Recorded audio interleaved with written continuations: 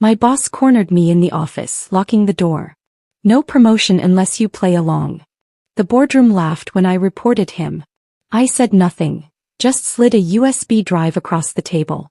With security footage, contracts, and his own voice. His career over. And mine just beginning. Promotions were never about the work. I'd learned that the hard way. Still, I stayed late, building a report so flawless no one could ignore me. That's when I heard the door lock behind me, and I realized the rules of this office weren't written on paper. The air inside the building was different at night. During the day it carried a rhythm, the clicking of keyboards, phones buzzing, printers spitting out contracts. After hours, though, it was too quiet, too sharp. My office felt less like a workplace and more like a cage under fluorescent light. The hum of the air vent grew louder, echoing through the empty space as though the walls themselves wanted me to hear how alone I was. Even the tap of my keys sounded intrusive, like I was disturbing something sacred by staying this late. Before we go deeper, thank you for being here. If you believe every woman deserves safety and respect at work, hit subscribe. It's free and helps share these stories further. Now let's continue. The report in front of me was more than just charts and numbers. It was my lifeline. Each upward arrow, each tidy percentage carried the weight of years of sacrifice. This wasn't about meeting targets. It was about proving once again that I belonged in a place that had spent years convincing me I didn't. My performance couldn't be questioned. My results spoke louder than my voice ever could. But the truth was, no matter how sharp my report was, no matter how clean the data looked, I already knew. Promotions weren't given to the best. They were given to the closest. To the ones who knew the right jokes, shook the right hands, laughed at the right time. I wasn't one of them. I never had been. I leaned back in my chair, rubbing the tension from my neck, letting my eyes blur over the columns of figures. This report was my shield. If they tried to dismiss me, they'd have to look me in the eye and deny cold, undeniable facts. That was my plan. My backup. My proof. But proof didn't matter when the rules were never written down. The sound of the lock clicking made me stop breathing. It wasn't just a door shutting. It was the deliberate metallic slide of security falling into place. The sound was too sharp, too final. My hands froze above the keyboard. My heart raced before I even turned. I didn't need to see who it was. I already knew. For a moment I stared at the glowing screen, watching the blinking cursor pulse like a warning light. The silence after that click was heavier than before, pressing into me, filling every corner of the room. I told myself to stay calm, but my body betrayed me. My shoulders stiffened, my throat tightened, my pulse thundered in my ears. I finally turned. He stood at the door as if he owned not just the room but the air inside it.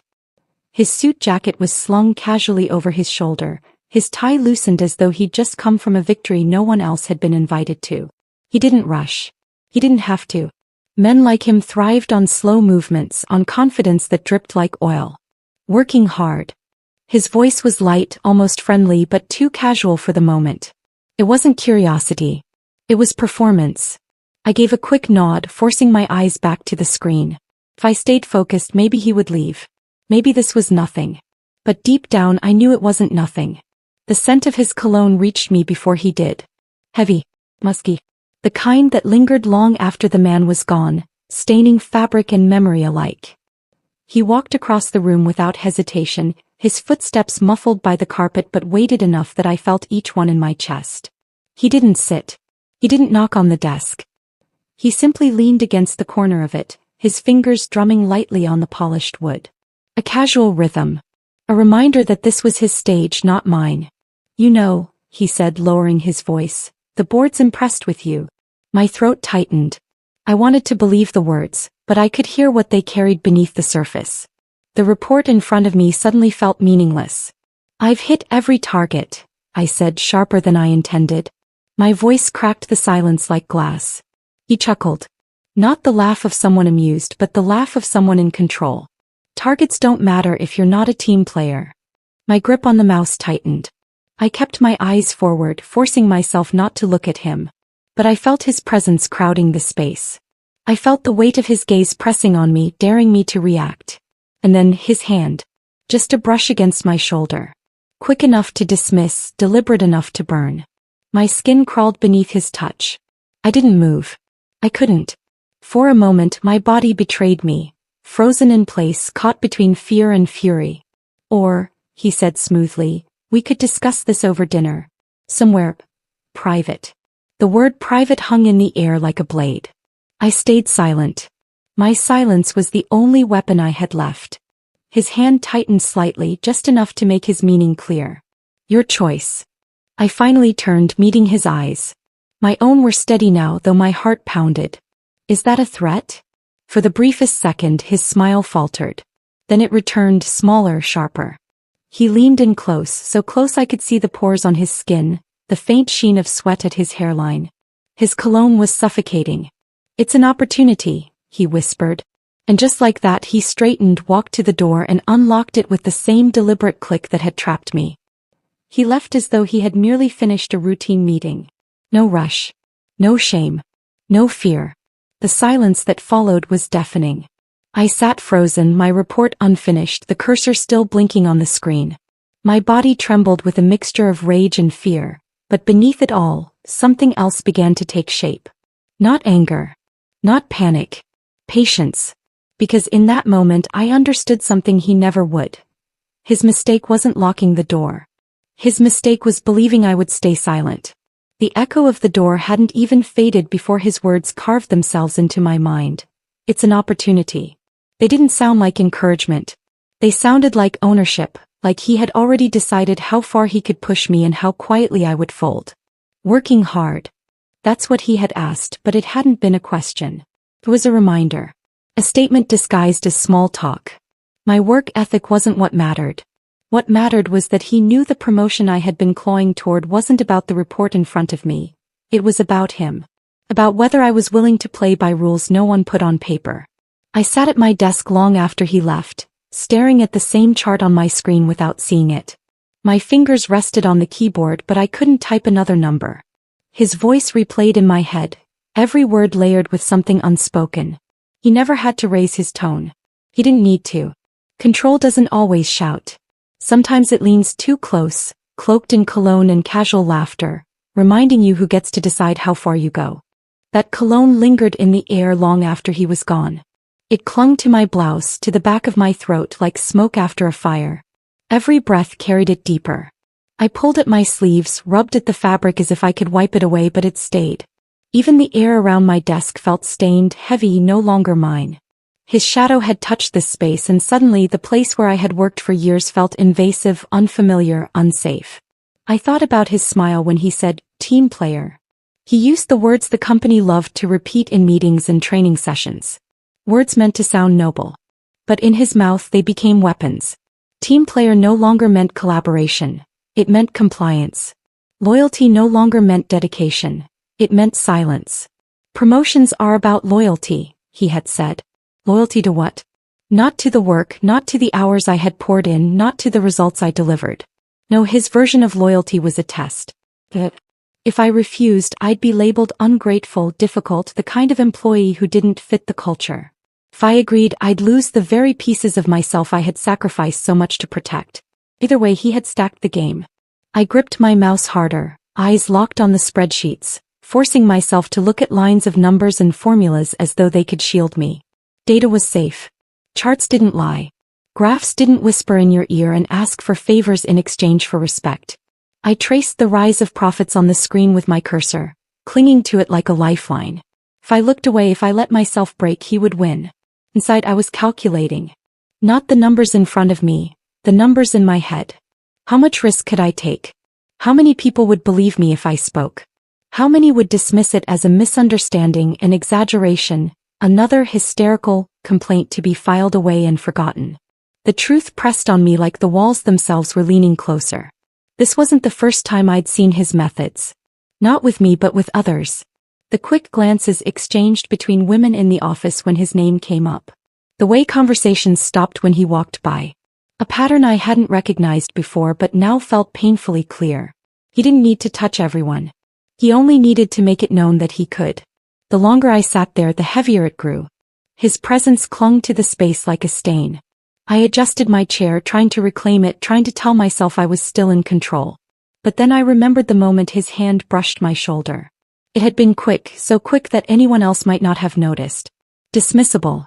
A gesture that could be explained away if ever questioned.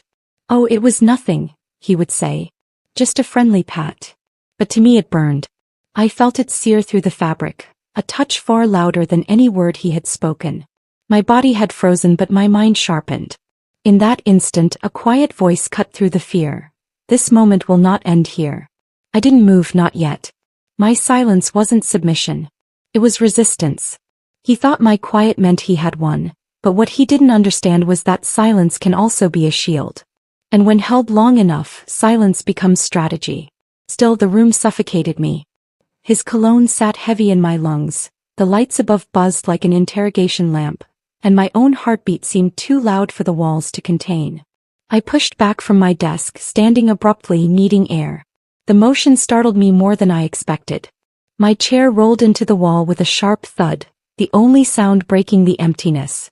I grabbed my bag and walked toward the hallway. Each step away from my desk felt both freeing and terrifying. The silence stretched with me, following like a shadow, pressing against my back. Even the elevator doors seemed slower that night, groaning open as if reluctant to let me go. As I rode down, the memory of his words replayed again, this time louder, echoing against the steel walls. "It's an opportunity." The ride down was only seconds, but it stretched like hours.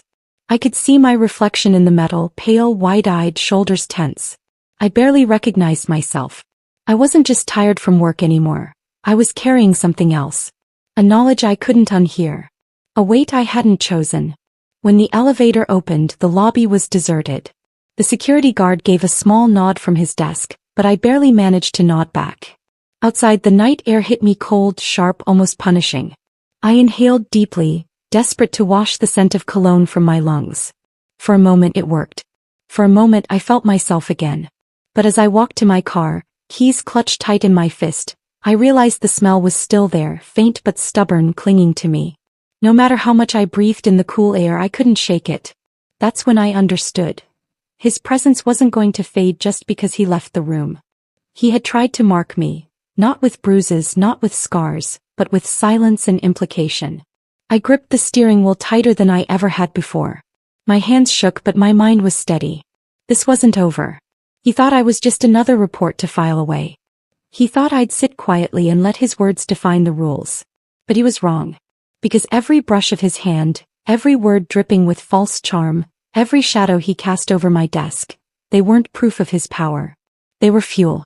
And I was already planning what to do with it. I drove home that night, gripping the steering wheel so tightly my knuckles turned white. The quiet hum of the tires on the road should have soothed me, but it didn't. Every streetlight I passed through, his words back at me like echoes. "It's an opportunity." My chest tightened with each replay, as if the phrase had dug itself into my ribs and refused to let go. When I finally reached my apartment, I didn't turn on the lights right away. I sat in the dark, keys still in my hand, staring at the faint glow of the city outside my window. Usually coming home late felt like a small victory, proof that I was dedicated, driven, willing to put in what others wouldn't. But tonight, the silence of my living room didn't feel like peace. It felt like judgment. The air seemed to ask, "What now?" I tried to shake it off, pacing from one end of the room to the other. Should I report him? Would anyone believe me? The company liked to brag about its zero-tolerance policies, but I'd been here long enough to know that rules looked good on paper and disappeared in practice. HR didn't exist to protect us. HR existed to protect them. If I went to them, it would be my word against his. And he was untouchable. He had the board's ear, the CEO's approval, and the power to twist any narrative to his favor. I pictured the meeting already. Polite nods, sympathetic smiles, the promise to look into it, followed by weeks of silence. Then one day I'd get reassigned or my projects would be taken away, and before I knew it, I'd be walked out with a cardboard box, labeled "not a good fit." The thought made my stomach turn. Years of effort, late nights, every piece of myself I had poured into this career. All of it could vanish with a shrug from the people upstairs. But what was the alternative? Pretend it hadn't happened? Swallow the humiliation like so many before me? That idea cut deeper than the fear of losing my job. If I let it slide, if I convinced myself it was nothing, then he won. And not just over me. Over everyone. Because I knew I wasn't the first. That realization hit me harder than anything. I thought back to conversations I'd brushed aside before, little fragments I hadn't paid enough attention to. The new assistant who avoided eye contact whenever his name came up.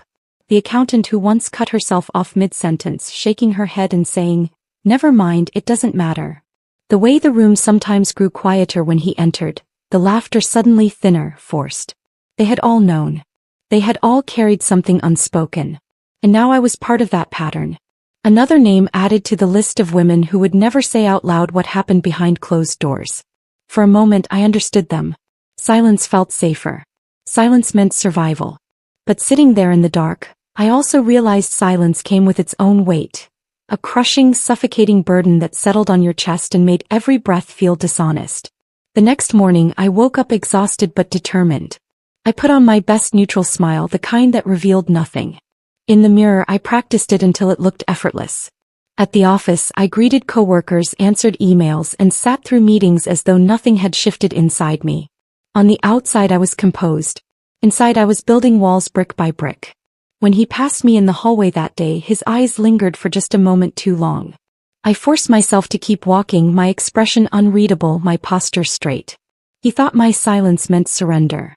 But what he didn't see was that silence could also be strategy. Every interaction became a test of control. At lunch I listened more than I spoke, catching the subtle pauses in other women's voices. At my desk I buried myself in spreadsheets, not because I needed to, but because numbers gave me something solid to hold on to when everything else felt unstable. Even the hum of the printer or the shuffle of papers sounded sharper, as though my senses had sharpened in defense. Still the weight pressed heavier each day. By the end of the week my nights grew restless. Sleep came in fragments, each dream tangled with his words, his presence. I'd wake up gripping my sheets as though bracing for impact. One evening I stayed later than usual again, though this time not for work. I sat in my car in the parking lot long after the building had emptied. The engine was off, but I didn't move. I just stared at the glowing windows of the office, my reflection faint against the glass. It felt like the building was daring me, taunting me with its silence, reminding me of the choice I had yet to make. My chest tightened until I whispered out loud to no one but myself, "This can't just be silence." The words startled me.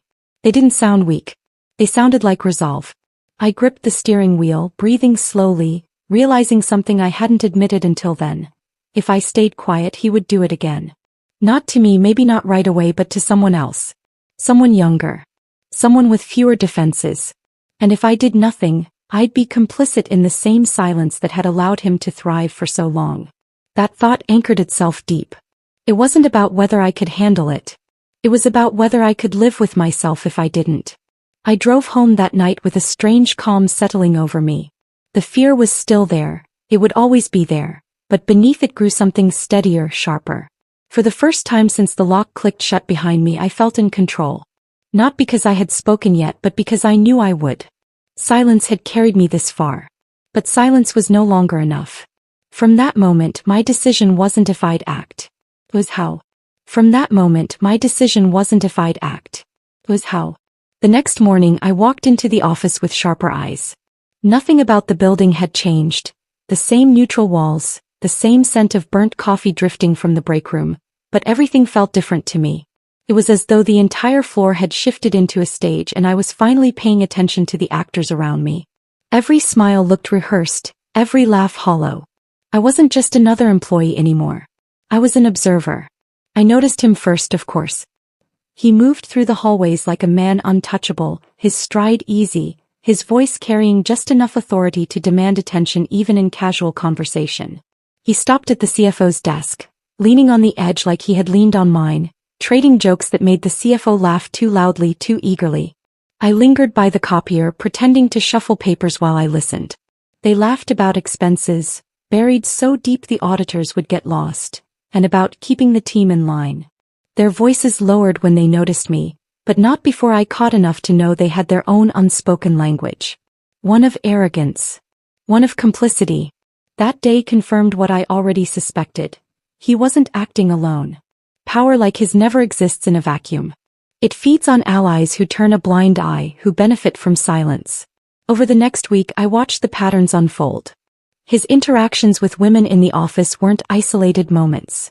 They were a system. I saw how interns stiffened when he entered the room, How assistants gave polite half-smiles that didn't reach their eyes. How conversations always seemed to stall when he approached.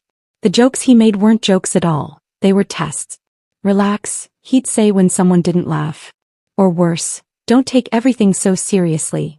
And they'd laugh then because not laughing carried consequences. It hit me like a cold wave. He had perfected this routine over years. Every word, every smirk, every casual brush of the hand, calculated to remind others that his approval wasn't free. And every strained laugh from the women around him told me I wasn't the first. I might not even be the 10th. That realization hardened something inside me. I began staying late again, but this time not just for reports. My desk became more than a workstation. It became a quiet lab where I tested possibilities. I studied the angle of the security cameras in the hallways, noticed where they overlapped and where the blind spots were. I watched how the office cleaners moved when they came in and which areas they ignored. I learned how long the building lights stayed on after midnight, how often security guards made their rounds, and which computers automatically logged activity reports. Every detail mattered now. Every piece of knowledge was potential leverage. My heart would race as I tested small things, slipping a USB drive into my work computer, timing how long it took to copy files, checking whether IT flagged activity the next morning. They didn't. Their systems weren't built to protect people like me. They were built to protect him. That knowledge gave me a thrill of fear and power all at once. The first time I saved something, my hands shook so badly I nearly dropped the drive. It was late, the office empty, the silence so heavy it magnified every sound. The whir of the hard drive, the faint buzz of the fluorescent lights, even the sound of my own shallow breathing. I had found a recording on the company's own system, audio of him and the CFO laughing, making remarks about hysterics in HR, and how nothing ever sticks. When I pressed play through my headphones, my stomach twisted. It wasn't just the cruelty in their words, it was the ease. They spoke as though this was routine, as though complaints were nothing more than inconveniences to be joked about over coffee. I copied the file, my hands trembling, and slipped the USB into my bag. For a moment I just sat there staring at the screen, listening to the sound of my heart pounding in my chest. Fear pressed against me from every side, whispering that I had crossed a line, that someone would walk in and catch me. But beneath the fear was something else. Satisfaction. For the first time I had something real. Something solid. Not just my word against his. Proof. I left the office that night with my shoulders straighter, though my knees felt weak as I reached the parking lot.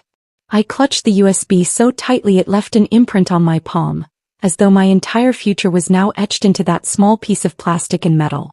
The days that followed blurred into a new rhythm. On the surface nothing changed. I still smiled politely in meetings. I still nodded when he passed me in the hallway, still typed away at my desk with the same focus I had always shown. To him I was quiet, predictable, harmless. But inside I was sharpening my weapon. Each night I added to my collection. Emails carelessly forwarded, invoices with numbers that didn't match, small conversations caught on recordings. Every discovery fueled me. Every piece of evidence built the arsenal I knew I'd one day unleash. The strange thing was, the more I gathered, the calmer I became. I no longer felt powerless when he brushed by me with that smug half-smile. I no longer flinched when he leaned too close in meetings. Because while he thought my silence was submission, I knew the truth. My silence was patience. And patience was lethal. My silence was patience. And patience was lethal. It didn't take long before the summons came. An email from the executive assistant, politely worded but carrying the weight of a command. The board requests your presence at tomorrow's meeting regarding ongoing concerns. My name wasn't even in the subject line.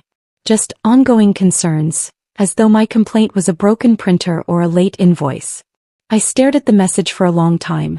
My stomach tightened but my hands were steady. This was it, the moment they thought would scare me back into place. They weren't calling me in to listen. They were calling me in to remind me who I was dealing with. The next morning I dressed with deliberate care. A simple navy blouse, pressed slacks, and shoes that didn't click too loudly on the polished floors. Nothing flashy. Nothing timid. Just steady. I wanted no one to look at me and think I was trying too hard, but I also wanted them to see someone who refused to shrink. I slipped the USB drive into my pocket before leaving the apartment, feeling its tiny weight like a stone of certainty. Walking into the boardroom was like stepping onto a stage. The table stretched longer than it needed to, polished to a shine that reflected the overhead lights. They were already seated when I arrived. Men and women in tailored suits, their eyes shifting toward me with the kind of polite disinterest that stung more than open hostility. They didn't see me as a threat. They saw me as an interruption. The CEO sat at the head of the table, hands folded, face calm in the way people look when they've already made up their minds. "Thank you for joining us," he said smoothly. "We'd like to address the situation." He didn't say my complaint. He didn't say misconduct. Just situation. The CFO smirked faintly, tapping a pen against his notepad.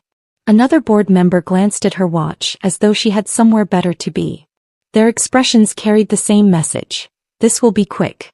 They expected me to stumble, to stammer, to crumble under the weight of their collective authority. I sat down slowly, folding my hands on the table. My heart raced, but my face remained calm.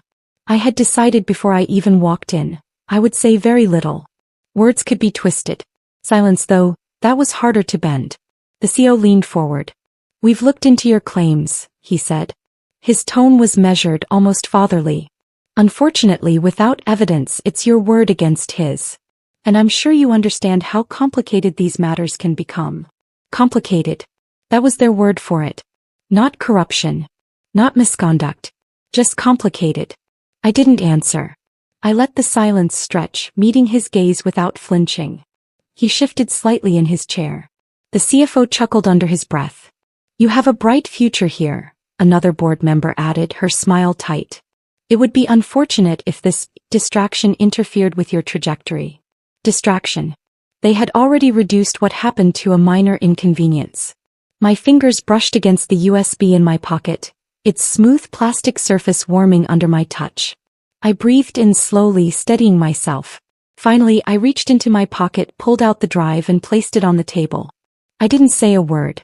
I just slid it across the polished surface, the faint scrape of plastic against wood cutting through the air sharper than any sentence I could have spoken. The CEO's eyes flicked to it, then back to me. "What is this?" "Company property," I said quietly. For a moment no one moved.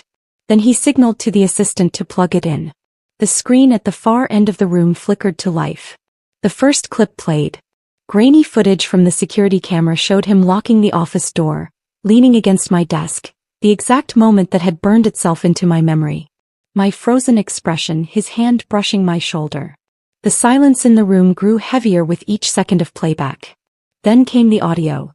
His voice laughing with the CFO about hysterics and keeping complaints from going anywhere. The smirk slid from the CFO's face as his own voice filled the room, careless and cruel. Next, the contracts. Inflated invoices, duplicate payments, a paycheck tucked into expenses for a woman who never worked a day in the company. The board members shifted uncomfortably in their seats, flipping through papers they could no longer ignore. And then, the emails. The ones they had written themselves, joking about handling me the same way they had handled others. Jokes about loyalty. Jokes about keeping him in line with the right promises. Each line read aloud by their own words, projected on the glowing screen for all of us to see. No one laughed now. I sat perfectly still, hands folded, letting the weight of their own corruption press down on them. My silence wasn't weakness anymore. It was judgment. The CEO cleared his throat, but his face had lost all color. "This is backed up in 7 places," I interrupted, my voice calm, steady. "Including off-site." The words landed like a hammer. They knew then that this wasn't just a file they could confiscate or bury. This wasn't a story they could twist. It was already beyond their control. The CFO leaned back, his pen dropping to the table. A board member shifted, her lips pressed tight, her eyes darting between the others as if silently calculating her next move. The silence in the room wasn't mine anymore. It was theirs. I didn't gloat. I didn't smile. I sat in the quiet, feeling something I hadn't in weeks. Power. For so long, silence had been my prison. Now it was their sentence. And as the room filled with the sound of their own downfall, I realized patience had delivered me to this exact moment. The trap I had set finally closing around them. The silence in the boardroom stretched longer than I thought possible. Not the silence of order, not the silence of control, but the silence of collapse. It was the kind of stillness that followed an earthquake, when the dust hangs in the air and everyone waits to see what will remain standing. He was the first to break. The man who had locked me in that office, who had leaned across my desk with the arrogance of someone untouchable, now sat rigid in his chair, his face a deep shade of red. His fingers clenched and unclenched around a pen until it finally snapped in half, the sound sharp in the still room. This is taken out of context," he stammered. "You don't understand." No one moved to back him up. His voice rose, growing more desperate with each sentence. "This isn't what it looks like. She must have tampered with it. Anyone can edit a recording." He turned toward the CO, searching for support, his words tripping over themselves. "You know me. You know I'd never." But the CO didn't meet his eyes. That was the first crack. The CFO shifted uncomfortably in his chair. I watched as his smirk, the same one he wore while laughing in that recording, melted into something unrecognizable. His jaw tightened, his hand shaking slightly as he adjusted his tie. Hearing his own voice echo in the room had stripped him bare. There was no defense for it, no clever spin that could erase the disdain he had spoken with. He tried anyway. "This is being misrepresented," he muttered, his tone brittle. "Jokes taken out of proportion. Nothing more." But his voice cracked on the word jokes, and the weakness clung to him like sweat. I caught the glance he gave to the CEO, pleading, almost childlike. But the CEO's expression had shifted too. The calm mask he wore when I entered was gone. His shoulders sagged under the weight of the evidence, his authority bleeding out of him with each passing second. For the first time he looked like a man cornered. "Enough," the CEO said finally, though his voice lacked conviction. He rubbed his temple with 2 fingers as if the truth itself was giving him a headache. This cannot leave this room." But it already had. The board members were whispering among themselves now, frantic murmurs carrying the sharp edge of panic. One leaned toward another, hissing under his breath, "If this gets out, we're finished." Another flipped through the documents again, her hands trembling. Their loyalty to him dissolved as quickly as their confidence. Survival had replaced allegiance. The empire they had built, one propped up by silence, intimidation, and complicity, was crumbling right there in front of me. And I sat still, hands folded in my lap. It wasn't cruelty that kept me calm. It wasn't satisfaction either, not in the way they might have imagined. It was justice. Pure, simple justice. I had waited long enough to see power stripped away from those who had misused it. He tried again, leaning forward, sweat beading along his hairline. "This is her doing," he barked, his finger jabbing the air in my direction. "She's vindictive. She's out for revenge. You can't let one bitter employee take down everything we've built." I didn't move. I didn't answer. My silence pressed heavier than any argument could have. The CFO shifted again, blurting out, "Maybe we can contain this. Maybe if we move quickly." "Contain?" One of the board members snapped, her voice rising for the first time. "You knew about this. You laughed about it." The CFO's mouth opened and closed, no words coming out. The CEO slammed his hand against the table, but the sound carried no weight. "Enough. We need to handle this internally. If the press gets even a whisper." "It's already out of your hands," I said quietly. My voice cut through the chaos like a knife. They all turned toward me. I met their eyes one by one, steady, unflinching. "There are backups. 7 in fact. Even if this drive disappeared, the truth won't." A hush fell again. This time it wasn't just silence. It was resignation. The giant they had propped up with their silence was unraveling in real time, and nothing they said could stop it. I studied him, this man who once leaned over me with a smug smile, certain of his power. Now his tie hung loose, his face slick with sweat, his eyes darting wildly for an escape that didn't exist. He looked smaller somehow, the edges of his arrogance chipped away piece by piece. I thought about the women before me, the ones who had warned with half sentences and knowing glances, the ones who had stayed silent because they had no choice. I carried them with me in that moment. This wasn't just for me. It was for every strained laugh, every avoided glance, every silence that had been forced by fear. The boardroom, once their sanctuary, had become their undoing. I leaned back in my chair, not smiling, not celebrating, simply holding the silence they had given me for so long. It was theirs now. And in that silence they broke. The silence lingered long after I left the boardroom. It clung to my shoes as I walked down the hallway, followed me into the elevator, and hummed faintly in my ears like the aftershock of thunder. I had walked into that room as a liability in their eyes. I walked out as something else entirely, someone they now feared, someone they could no longer dismiss. By noon the rumors had already spread. Whispers moved faster than memos in that building. I didn't have to be told. I could see it in the way people avoided eye contact, in the sudden hush that followed me when I entered a room. He was gone. Escorted out by security like any other disgraced employee, though I imagined he fought it until the end. I didn't watch. I didn't need to. Knowing that the same doors he had once slammed shut behind others were now closing on him was enough. The CFO followed soon after, his smirk erased from the building as though it had never existed. Then the resignations began. Quiet emails from board members who no longer wished to be associated with what had unraveled. Some left abruptly without farewells. Others lingered for a day or two, their faces pale, their voices stripped of the arrogance they once wore like armor. By the end of the week, the empire they had built on silence was rubble. And through it all I stayed steady. My colleagues were the ones who shifted the most. These were the same people who once glanced at me with pity when I worked late nights. The ones who whispered behind hands about how ambitious I was, how difficult I must be to file a complaint at all. Now they approached differently, slower, more deliberate. Respect had replaced suspicion. Some stopped at my desk to offer small nods. Others mumbled words of apology that sounded awkward on their lips. One afternoon, a junior analyst I barely knew stood at my doorframe, hesitant. "I just wanted to say, thank you," she whispered. Her eyes flicked nervously toward the hallway before she hurried off. It was in moments like that I realized this wasn't just my battle. My silence had once been a shield, but my actions had cracked something open for everyone else. When the offer came, it was delivered with fanfare the company thought would impress me. A closed-door meeting with what was left of the leadership team, a polished speech about my dedication and resilience, and finally the announcement. They wanted me to take his role.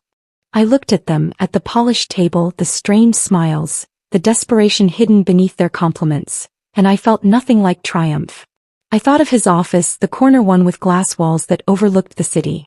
I remembered how he leaned back in that leather chair as though the skyline itself bent to him. That room reeked of arrogance and I wanted no part of it. "I don't want his office," I said plainly. They blinked, surprised. One of them leaned forward as if I hadn't understood the offer. "It's yours. You've earned it." "No," I said firmer this time. "I'll take the role. But I won't sit where he Saturday." It wasn't stubbornness. It was clarity. I didn't want his symbols. I wanted change. When the title became mine, I didn't announce it with speeches or celebrations. I slipped into the position quietly, letting the weight of it settle naturally. For the first time, my work wasn't about proving myself to anyone. It was about reshaping the ground I stood on, brick by brick. Meetings ran differently. I listened more than I spoke. Decisions were questioned, not dictated. And slowly people began to notice. One evening, weeks after the dust had settled, I walked past his old office. The glass walls stood empty, the chair tucked neatly under the desk. The city skyline glowed outside, untouched, uncaring. I stopped, watching the faint reflection of myself in the glass. For years I had measured my worth by offices like that, by the titles attached to them. But now I realized the victory wasn't in sitting behind that desk. The victory was in refusing it. The subtle victories mattered more. Seeing the junior analyst smile with genuine relief instead of fear. Watching conversations flow in hallways without freezing when certain footsteps approached. Hearing laughter that wasn't strained but real. These were the shifts that told me revenge wasn't about fire or fury. It was about the slow, steady dismantling of everything they thought untouchable. Power was now mine. Not borrowed, not begged for, not granted as a favor from men who believed they held the keys. Earned with patience, sharpened by silence, and claimed without apology. I didn't gloat. I didn't need to. Because revenge, I had learned, wasn't loud. It was steady. It was quiet. And it was absolute. When the building finally emptied that evening, I sat alone in my office. Not the corner one they'd offered me, but the modest space I chose for myself. The hum of the city beyond the windows felt different now. Not as sharp, not as suffocating. For the first time in months, maybe years, I let myself lean back in my chair and breathe without feeling like I was bracing for impact. The glass of water on my desk reflected my face. I barely recognized the woman looking back.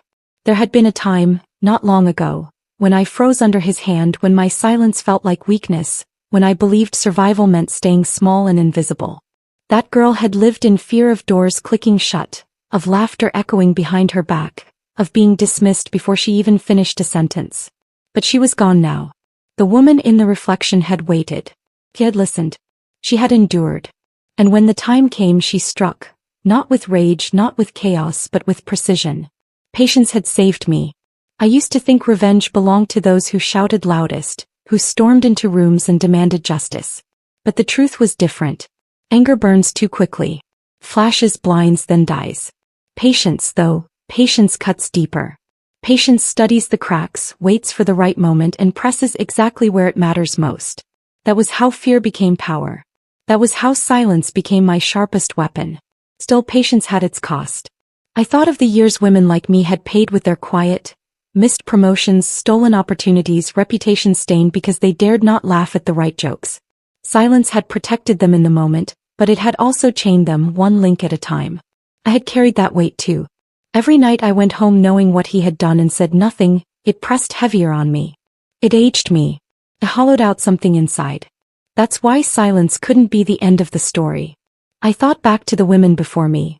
The assistant who avoided eye contact, the accountant who stopped mid-sentence, the interns whose smiles never reached their eyes. They had all been pieces of the same puzzle, threads in the same pattern. Their silence wasn't cowardice. It was survival.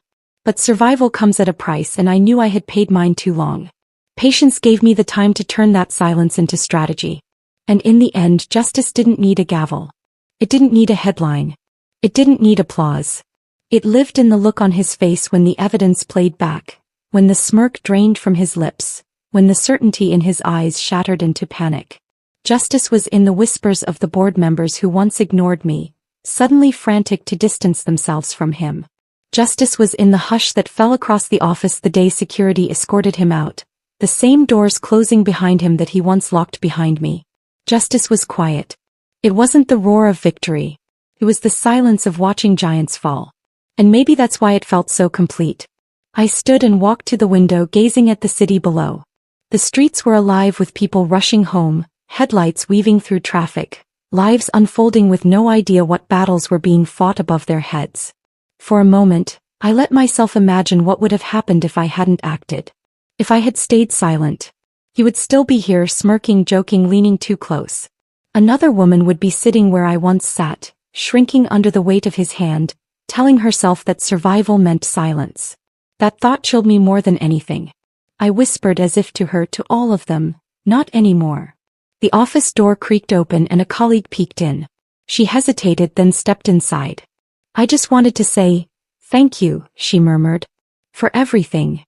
Her eyes brimmed with relief she couldn't fully express. I nodded, unable to speak for a moment. That was the real victory, not the title, not the power, but the ripple effect of breaking the silence. When she left, I sat back down, feeling the weight of the journey settle into me. Revenge, I realized, had never been about rage. Rage burns. It consumes. Revenge was about patience. About holding steady. About pressing exactly where it hurt, long enough for the cracks to spread, until the structure collapsed under its own corruption. I closed my eyes, breathing in the quiet. The hum of the city faded, replaced by a calmer rhythm, the steady beat of my own heart. Stronger now. Steadier. The girl who once froze at his touch was gone. The woman in her place knew the power of patience, and she would never forget it. If this tale of patience and justice kept you hooked until the very end, smash that like button right now. My favorite part was when she slid that tiny USB drive across the polished table, changing everything in an instant. What was your favorite moment? Tell me in the comments below. And don't miss more powerful stories like this. Subscribe and hit the notification bell so you're the first to know when a new one drops.